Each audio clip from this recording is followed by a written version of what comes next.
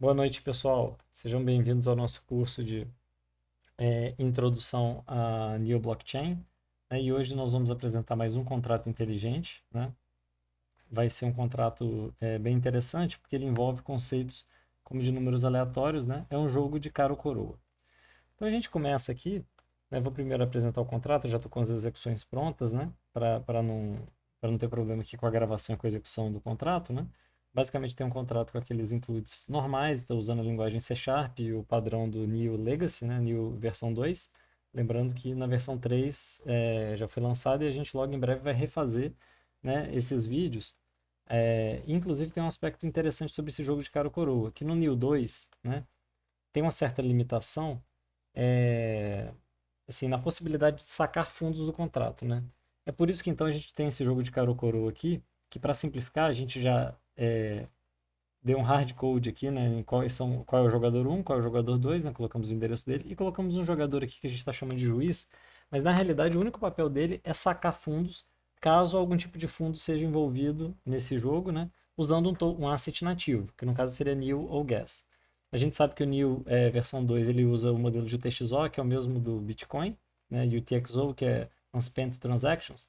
Isso torna um pouco mais trabalhoso tirar fundos do contrato de maneira automatizada. É por isso que várias plataformas optam por, no Neo 2, né, optam por lançar notificações, né, informando que algo deve ser pago, e aí um serviço no back-end, off-chain, trabalha com essas restituições. Né?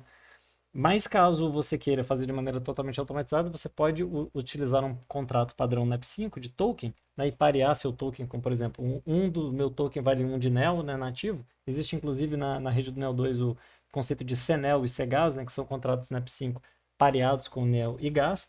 Aí fica tudo certo. Aí você consegue fazer os seus refunds e seus pagamentos todos automaticamente, né? Normalmente, porque aí o token passa a ser também um contrato, né? Então basta você invocar as operações desse token normalmente para fazer os pagamentos. Eu não fiz nada aqui em relação a isso, né? Mas é para simplificar. Então a gente tem um contrato aqui no formato padrão, né? Que ele retorna um objeto genérico. Você tem recebe uma operação e os argumentos dessa operação.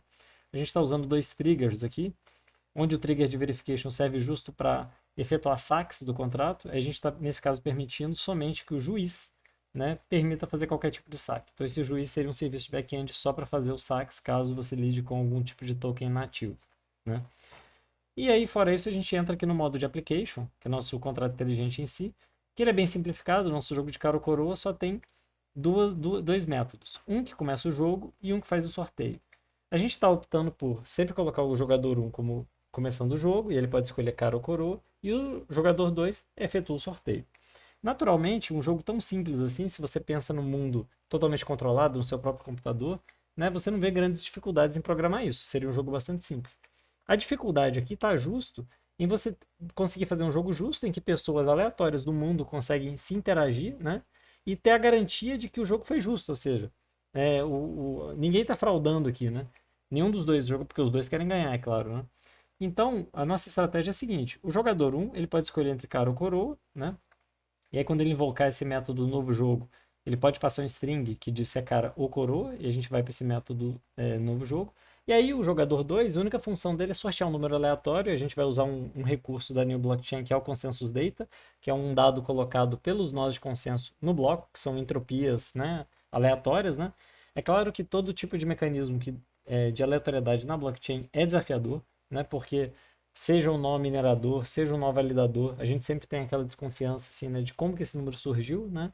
E é claro que tudo isso pode interferir, né, na segurança do jogo. Então, assim, existem várias técnicas, né, para você extrair entropia, né, mas todas são bastante limitadas porque tem pouca entropia, né, na blockchain. Você pode pegar dados de transações meio prefixadas, né, pegar dados de vários blocos distintos, calcular vários hashes, mas no final das contas, a entropia é limitada. Aqui a gente não está então se aprofundando muito isso, estamos pegando só esse consensus data que já é o número aleatório gerado pelo nó de consenso da rodada. Né? Então vamos começar pela operação de novo jogo. Basicamente a gente começa assim. Primeira coisa a gente verifica se o usuário colocou de fato cara ou coroa. Né? Se não for, a gente reclama, né, e diz que o jogador 1 deve escolher cara ou coroa. Retorna falso nesse nosso método. Note que esse erro, na verdade, é uma notificação, então o contrato continua executando normalmente, né? Termina com um valor falso só para informar o usuário, mas não é um erro real, né? Não é uma divisão por zero, nem um erro que trava o contrato. né? Inclusive, a gente evita esse tipo de erro, até porque quando você tem um erro mesmo no contrato, isso pode nem emitir nenhuma notificação e todo o dado de execução é abortado, né? Próximo passo, a gente verifica se o jogador 1 é realmente quem está fazendo essa invocação, né? Se ele é uma testemunha, né? Então, se é a vez dele, ele deve ser uma das testemunhas. Depois a gente verifica se a gente criou uma chave jogo aqui, né, no storage do contrato, verifica se ela já tem algum conteúdo. A gente espera que ela esteja vazia no começo do jogo. A gente está considerando nesse caso, é claro que só tem um jogo, você não está fazendo múltiplos jogos em paralelo, né? Sempre o jogador um joga, depois fica travado até o jogador jogar, né? Você poderia fazer um contrato mais genérico, né, que permite múltiplos jogos simultâneos, né, sem nenhum problema, né? Bastava prefixar cada tipo de jogo por algum hash para você ter vários jogos acontecendo. E você poderia também botar limites de tempo, né, para os jogadores responderem, né, mas nada disso está coberto aqui. Então, basicamente, se o jogo já estiver acontecendo, né, vai ter alguma informação aqui nessa variável jogo, né, nessa chave jogo, e aí a gente reclama e diz que é o jogador 2 que deve jogar. Estando tudo certo, ou seja, o jogador 1 escolheu cara ou coroa, ele é uma testemunha, o jogo não começou ainda, então ele vai escrever na posição jogo qual é a escolha dele, se é cara ou coroa. E a gente vai emitir uma notificação que o jogador 1 apostou em cara ou coroa, só para a gente saber, né, e acompanhar esse processo. Beleza? Entramos agora na opção de sorteio. Esse método então de sorteio, que vai ser invocado pelo jogador 2, primeiramente a gente checa se é o jogador 2 mesmo que está invocando esse método, se não a gente reclama, né? Depois a gente verifica se tem alguma coisa na variável jogo, né? Se tiver vazio é porque o jogo não começou ainda, então a gente reclama e pede para o jogador 1 começar, né? Caso contrário, ou seja, é o jogador 2 que está executando, o jogador 1 já preencheu aqui se é cara ou coroa, então a gente vai pegar essa informação do storage, né? A gente não está verificando de novo se é cara ou coroa, né? Porque a gente está confiando naquela outra checagem nossa. Note que contratos inteligentes são bastante sensíveis, né, a erros, né? Então, assim, às vezes a gente pode querer checar demais, né? Mas checando de novo aqui pode ser que você cometa também mais um erro. Então, ou seja, a ideia é que você mantenha o mais compacto possível, porque a ideia é que esse contrato, como esse, como a gente fez esse aqui, é imutável, né? Vou jogar na rede, ninguém vai mexer mais, né? A ideia é que seja uma tecnologia descentralizada, né? Imutável. Claro que você pode botar salvaguardas para fazer migrações, né? Para correções de contrato, para contratos maiores isso é o normal, mas por outro lado isso aí fere um pouco essa questão né, daquela garantia de que as regras não serão mudadas. Então eu já sei, né, que o jogador 1 escolheu cara ou coroa e agora entra a parte do sorteio usando o consensus data, né, do último bloco. Então eu vou pegar qual foi o último bloco da blockchain, né, vou pegar então essa semente que está dentro lá do consensus data. Por que eu estou pegando o último bloco? Porque esse último bloco, o dado dele não é de conhecimento nem do jogador 1 nem do 2, porque essa própria transação que está sendo executada, ela ainda vai ser colocada num bloco e só depois é que a gente vai ter acesso a esse consensus data. Com isso, o jogador 2 não pode manipular de nenhuma maneira o resultado, né, desse número aleatório. Nesse caso, inclusive, isso aqui está rodando no meu próprio compilador, né, no meu próprio computador. Né, são 4 nós de consenso rodando aqui por essa plataforma do NeoCompiler Eco local. Né. Então, se você poderia replicar isso na blockchain global, por exemplo, seria o mesmo processo. Né. Então, a gente vai imprimir qual foi o número que foi sorteado pelo nó de consenso. Né. Vamos fazer aqui um módulo 2 nesse número, né? Para reduzir ele a 1 ou 0. Se ele for 0, a gente vai considerar que é cara, né? E aí entra a grande questão. Se esse booleano cara, né? Se for cara, né? Que deu o sorteio, e o jogador 1 escolheu cara, então ele ganhou. Ou se não deu cara, e o jogador 1 escolheu coroa, então ele também ganhou. Essas duas condições garantem que o jogador 1 ganhou. E, caso contrário, o jogador 2 é que ganhou. Né? E depois a gente apaga essa chave para reiniciar a possibilidade de fazer um novo jogo. Né? E a gente volta na condição de poder executar esse método de novo jogo. Né? E acabou o contrato. Vamos ver então essas execuções. Né? Eu já deixei pronto aqui para a gente não perder tempo. Essa primeira execução, então, a gente clicou aqui, né, no deploy, né, naturalmente, e salvou o contrato, preencheu os dados do contrato, né? E aí, então, está aqui, esse deploy foi feito, route significa que terminou bem, né? Então está aqui também esses dados de deploy do contrato.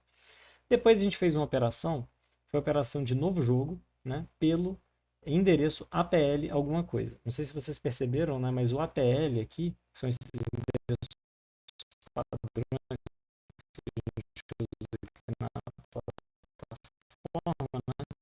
O APL não faz grande diferença. Então, o APL, que é o jogador 1, Ele invocou a transação corretamente, né? Passou o método do novo jogo e passou um valor cara, né? Vamos ver o que que deu aqui. A gente teve uma notificação dizendo que o jogador 1 apostou em cara, né? Que vocês lembram bem que era a mensagem correta aqui para quando deu tudo certo, né? Se der tudo certo no método 1 aqui, desculpa aqui, estou perdido na tela, beleza. A gente vai ter isso aqui, tá vendo? O jogador 1 apostou na cara. Beleza, vamos ver as outras. O que que aconteceu depois dele apostar na cara, né? A gente invocou logo corretamente o jogador 2 aqui como testemunha, né, no método sorteio, sem passar nenhum parâmetro. E aí o jogador 2 emitiu as seguintes notificações, né? O número sorteado foi esse número aqui, né? Tá vendo que é um número gigante aqui, mas ele terminou em 0, então por isso deu cara, e aí naturalmente o jogador 1 venceu, né? Então emitimos a notificação de que o jogador 1 venceu. Voltamos aqui para a atividade, e aí vamos executar agora uma segunda invocação, que o jogador 1, né, pediu coroa. Ele pediu coroa, então tá aqui, ó, né? Ele apostou em coroa, estamos começando um novo jogo. Agora a gente tentou, né, o jogador 1, depois de pedir coroa, ele tentou alterar o jogo dele, né? Então ele fez uma outra invocação e pediu para mudar para cara, né? E aí deu um aviso de que o jogo já começou e agora é o jogador 2 que deve jogar. Então, ou seja, ele não pôde alterar, né, aquele resultado dele de coroa para cara, né? Aí o jogador 2 então jogou, né? Efetuou o sorteio. E aí, de novo, né? Agora deu um número que era ímpar. Então, de novo, o jogador 1 venceu, né? Mesmo tendo escolhido, nesse caso, agora coroa, né? Então, só para ficar... Eu insisti aqui um pouco mais, né? Porque eu não gostei que só o jogador 1 ganhou, né? De novo, o jogador 1 ganhou. Aqui, mais uma vez, né? E aí, né? Porque, ou seja, deveria ser 50% de chance, né? Então, ou seja, vou tentando. Nessa próxima, ele já ganhou, de fato, né? Agora o jogador 2 ganhou, né? Saiu um número aqui que não era. Ele pediu coroa, né? Ele saiu um número par aqui, então naturalmente é equivalente a cara. E aí o jogador 2 venceu. Então, pessoal, isso aqui é um contrato bastante simples, né? Essas operações aqui você pode fazer por aqui, né? Por exemplo, operação de novo jogo, ó. Fizemos aqui uma operação de novo jogo, você poderia fazer assim, ó, escolhendo cara ou coroa, por exemplo, né? E já é formatado, né? Automaticamente. E você poderia anexar também alguns new aqui, por exemplo, quero apostar 10 new nisso. Beleza. E aí ele mandaria os 10 new, né? E como eu falei, o desafio por ser um modelo baseado em UTXO, em que você tem todas as transações, quando você saca um dinheiro, você tem que dizer de onde veio, tem todo o histórico, né? Para isso.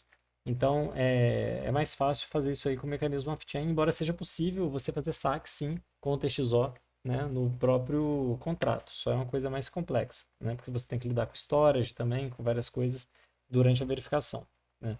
Então, o mais recomendado é ou você fazer um token próprio, né, fiz o meu próprio NAP5, né, para eu jogar meu jogo e ganho o próprio token do jogo, e aí você tem que comprar o token do jogo, né, você até acaba criando um mini ecossistema ali. E por outro lado, você também facilita essa questão de pagamentos, né, que você paga no próprio token. E aí você talvez nem precisasse invocar um contrato externo. Você poderia embutir também toda essa lógica do jogo em um contrato também de NAP5, que aí você com um único contrato já fazia tudo, né? Fazia o jogo e gerenciava também os tokens, né? Então é isso, pessoal. Espero que tenha aprendido e até uma próxima.